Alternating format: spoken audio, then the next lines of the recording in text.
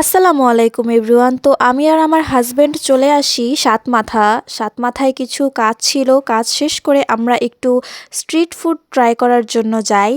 তো এই তো সবার প্রথমে আমরা এটা ট্রাই করি, মানে এটা হচ্ছে পেঁয়াজু টাইপ, ভিতরে চর্বি টাইপ কিছু একটা থাকে। 20 টাকার 6টা করে দেয়, খেতে খুবই মজার ছিল। আমি তো এটা 2বার করে খাই। তারপর আমরা পাশেই চলে আসি এই লটপটির স্টলে।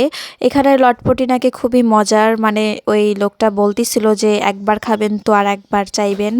তো যাই হোক, এখান থেকে আমরা লটপটি নিয়ে নেই 50 টাকা করে, খুবই কম দিচ্ছিল, কিন্তু আসলে খুবই মজার ছিল। কোয়ান্টিটি একটু কম ছিল, কিন্তু টেস্ট আমার কাছে আসলেই অনেক মজা লেগেছে। আর এটা হলো সাতমাথার মুক্ত মঞ্চ, এখান দিয়েই সকল মানে খাবারের স্টল বসে। তারপর এই যে সাতমাথার এখানে আরেকটা দোকানে আসি, এটা হচ্ছে হালিমের ছিল। এই হালিমটা আসলে খুবই মজা ছিল, 50 টাকা করে ছিল মাত্র, কিন্তু ভিতরে মানে থিকনেস, তারপর মাংস সব কিছুই মানে একদম ভরে ভরে দিচ্ছিল। খুবই ভালো লেগেছে এটা আমার। তারপর এই যে আমরা একটু ভাপা পিঠা খাই, আমাদের ঝাল লেগে গিয়েছিল, এই জন্য ভাবলাম একটু মিষ্টি কিছু খাই, কিন্তু এই ভাপা পিঠাটা একটু ঠান্ডা ছিল, মানে ঠান্ডা হয়ে গিয়েছে। তারপরে এই যে আমরা সিএনজিতে বসে মহস্তানগড়ের বিখ্যাত কটকটি খাচ্ছিলাম আর বাসার দিকে যাচ্ছিলাম।